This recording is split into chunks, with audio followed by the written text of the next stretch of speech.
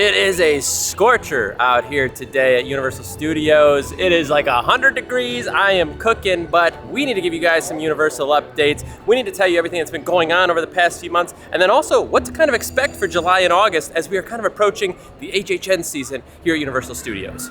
The first thing as we do head into Universal Studios side, you will see the big sign for Illumination Avenue, Minion Land. There are two things that are here. One of them is not complete yet, and that is going to be the Dillon ride right in front of us here. This is still set to open in summer of 2023, which could be any time over summer. However, we are kind of expecting sometime in July. So I believe this month of July, we should be getting this open. I think a lot of people are speculating June. We've passed through June, no longer in that month. So we are hoping for a July open. I've been hearing about some technical difficulties on the ride itself. Let's hope that gets smoothed out. But that is the first stop on Illumination Avenue. We're gonna head down to the second option right around the corner, which is going to be kind of a cafe and food court, if you will. As we are heading over to kind of the food section here, I do want to point out though, attached to the Dillon ride is this new store called Evil Stuff. This just opened a few weeks ago. This is all going to be merchandise pertaining to the actual ride itself. Again, Dillon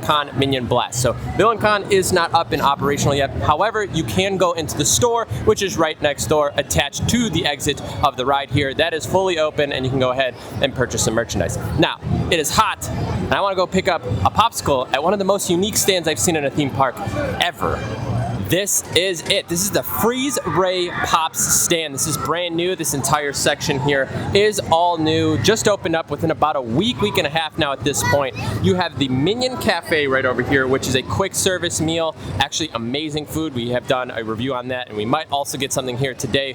All the way down there at the end, you see a popcorn stand. They have banana flavored popcorn. Right next to the Minion Cafe here is what I was telling you about, the Freeze Ray Pops. This is popsicles like on demand, basically. They're inside the freezer. We'll show you that in just 1 second. And then right next door, you have Bake My Day, which is a bakery style kind of shop. They have some little trinkets, some merchandise, things like that. That is inside of that as well. So you have three pretty nice options for food, and then a little popcorn stand to kind of top it off if that's something that you are interested in. Then I'm going to show you one last thing around the corner pertaining to Minions right up front here.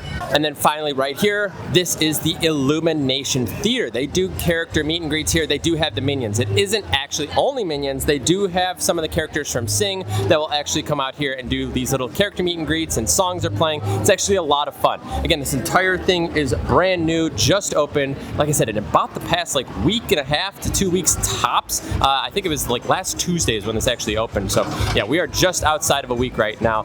Very, very cool little section here. Definitely something that Universal needed right up front at the start of the park. Here are some of these selections here. They're actually sold out of quite a number of them. It is a very hot day. Like I said, 100 degrees right now, but I'm trying to get an angle here. Again, a little bit of a glare, but they kind of just have them on display. It's a very cool display that they have here. And again, we've done a full review on this, but we are picking up a blueberry lemonade popsicle right now. Again, they're just like on the sticks in this freezer. Very cool look to them. And like I said, this is going to be great for this hot weather. Would you not agree? I'm so excited. I know, it's been a while since we've had one of these, but I love them, and honestly, they taste delicious. So hopefully this one's pretty good. I will say they are a little pricey. I think they're about $6 or $7. Kind of a lot for a popsicle. All right, we actually ended up getting a second one. I went with the lemon mints, and then we also have the blueberry lemonade. My thought is, I feel like I'm gonna cruise through this, so I'm just gonna go ahead and pick up a second one right away. Again, it is hot today. We needed it. Ooh, all right, cheers. Cheers. Little dink.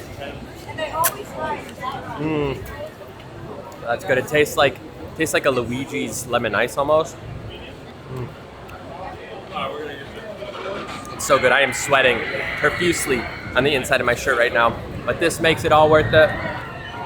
This is probably the smartest food stand that Universal has ever opened. The idea of it being 100 degrees outside and being able to pick up a popsicle on the go, perfect. Also, it was about $12 for two of them. With AP discount, it was about $10, like $10, $12 or something, right around $10. So not horrible, about $5 a piece. Again, pretty pricey for a popsicle, but it's worth it when it's hot out here. And right behind us here, as we are eating our popsicles, is Hollywood Rip Ride Rocket. There was rumors that this was going to be shut down, but as of now, everything is fully operational. You can see everybody is going. I have no idea if this is going to go down for refurbishment anytime soon. My guess would be maybe later this year, if they even decide to do it in 2023, or that was a complete rumor and there was no truth to it. Who knows, but as of now, fully functional, fully operational.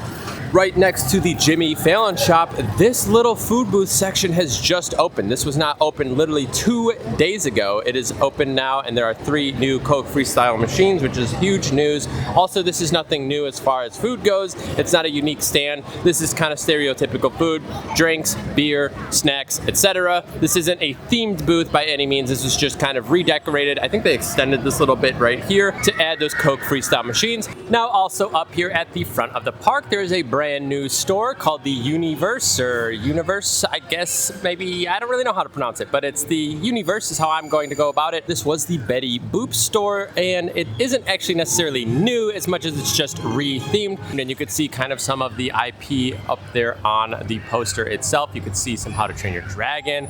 Looks like you have Minions, Shrek, Us, a little bit of everything up there, Trolls even. All around the parks, including Islands of Adventure, you do have some of these new food booths that are popping up. And much like I said, the other one right over there that is not themed, this one is themed. So you can take a look. This is called 57 Fair. This is kind of meant to be that subway system over in New York, and they have some items kind of pertaining to New York. So you can see the New York sized homemade pizza slice. You got a calzone and a little bit of that here. So this one is themed, and there are a few others around the park, and I'll show you some of those in a little bit. But ultimately, these are pretty cool that they have them. They popped up just over the past month or 2 as well. Again, a nice little treat and some options here. They do not have the Coke Freestyle machines attached to these, but you can come over here to get some Coke refills if you do have a drink. They have the fountains behind, but they don't have the freestyle machines attached to these. Over here in New York, you could see that the New York Library has gotten a little bit of touch work on it, and kind of just the streets here. So the backdrop as you are walking down the street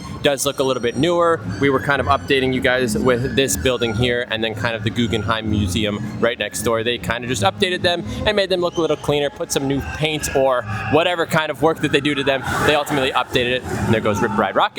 Either way, they did update some of this. It is kind of just looking a little bit cleaner. Here is another themed food booth here. So right on the other side behind this is actually that 57 Fair we were just looking at, and this is Avenue Eats. However, the big difference with this one is not only the items, which is the arepas, the empanadas, flan, etc., but they also have the Coke Freestyle machines attached right around the corner. So if you guys do want to get some drinks, right there are the Coke Freestyle machines. Again, huge benefits here as you are walking around the park to always stay hydrated, especially when it is 100 degrees outside. Now, if it's been a while since you've actually been to Universal Studios, this may not be that new. However, right behind me here, the Mummy has reopened and it is out of technical rehearsal.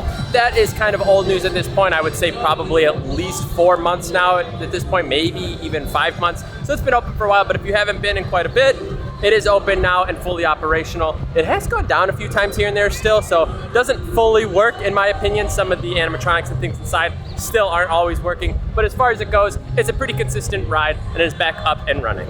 If it has been a while since you've been to Universal Studios, as you can hear how loud it is, they do have the Blues Brothers and things like that, but they have a new show right next to us here, which is kind of, I think, like a Latin American style dancing show. So we'll see if they're still going. They just finished up that piece right there. But there's a new show right in front of the Haagen-Dazs booth over here.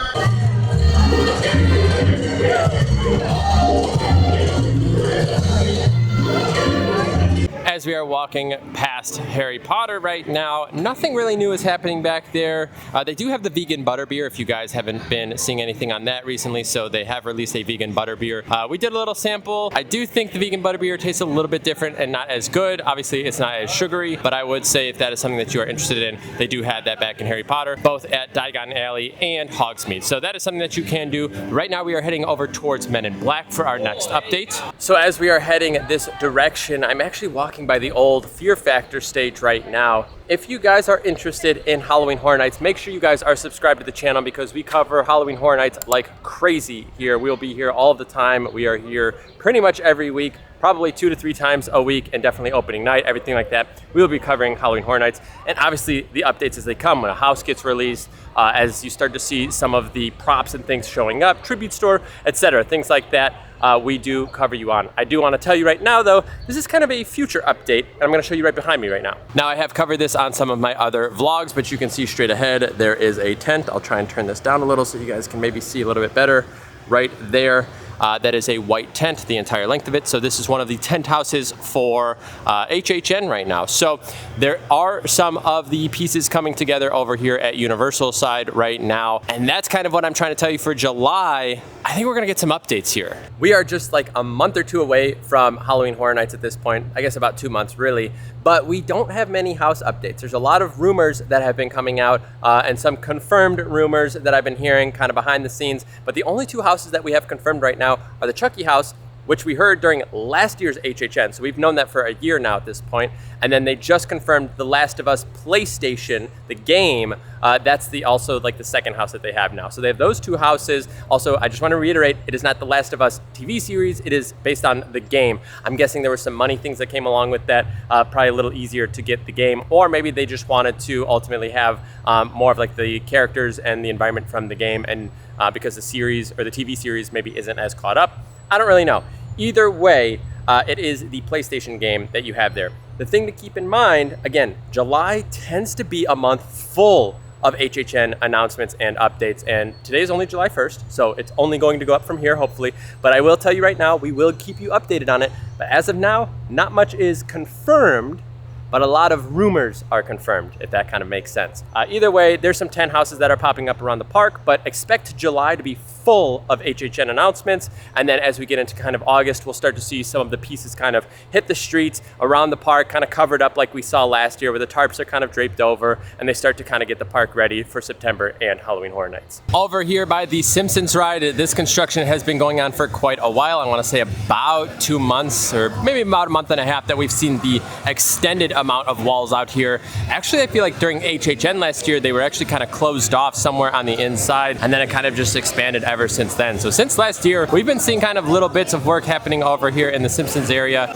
If you are extremely hot when you are visiting the parks, come inside the Men in Black shop over here, because it is very well AC'd. Also, the queue for the Men in Black ride is very well AC'd. I will say this might be the best AC between all of the parks. However, Nicole thinks maybe the Minions Cafe area might be a little bit better. I don't know. They're close though. Either way, great spots to get out of the heat. And at this point, they're at least on the other sides of the park. So this is kind of in the back corner, and Minions is up front. So if you need AC, you kind of have that covered. And speaking of Men in Black, we were going to come over here and do a ride on it. However, it is delayed at the moment, and everybody did actually get evacuated. A lot of people were inside getting their stuff from the lockers. So this was fully evac'd. However, there are some small updates to Men in Black. They have been doing some updates to some of the ride vehicles and some of the gun lasers themselves.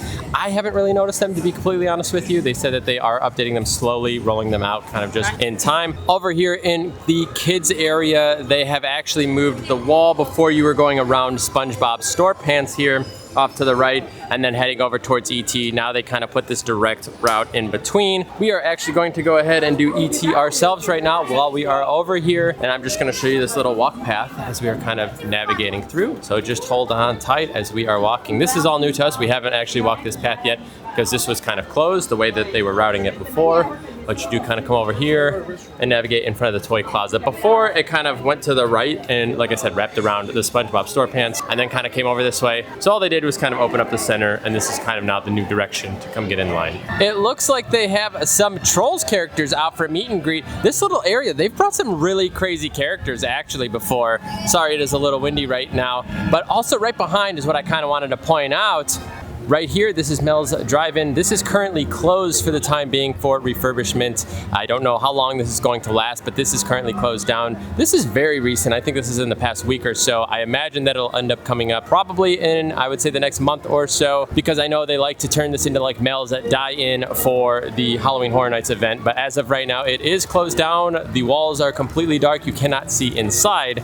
The Jurassic Park 30th anniversary tribute store. This is the final new thing over here in Universal Studios, and this is pretty sweet. This is one of their better tribute stores that I feel like they've had. Very well themed, a ton of merchandise inside, and it's obviously an IP that I think a lot of people are happy with. So I would say if you guys are in the park before this closes down, I would say to check this out. I think it's here till about August, I would say, and then they're going to start prepping it for the Halloween Horror Nights tribute store. But if you guys have the chance, go ahead and check it out. We do have a video that kind of does a full walkthrough and just checking out some of the merchandise and food items that they have in here. Now, before we head over over to Islands of Adventure to go check on what's going on over there. We are going to stop at this Pop Banana popcorn booth and pick up some of this banana flavored popcorn. All right, we got to try this banana popcorn for you guys. There's a little bit of a glaze. I was hearing that it kind of tastes like a caramel popcorn or like a kettle corn, I guess is a better word for it. So we're gonna go, and I don't really smell banana, do you? No. Taste that one. Okay. That's a no for me. So the bits that are kind of covered in the banana, it definitely tastes like banana. I actually don't mind that, weirdly enough. I don't like artificial banana. I was gonna say, I feel like it's got a good banana flavor, actually. I don't mind that. Wow. I'm not a huge popcorn person anyway. It's okay. I don't mind it. I'll have it here and there. This is kind of good. It's like a little bit of sweet. That little banana kind of works. All right, it is time for some movie magic. So we will be seeing you guys over at Islands of Adventure in just 1 second. Well, how did you like that movie magic? We are now at Islands of Adventure. Also, looks like it might storm soon.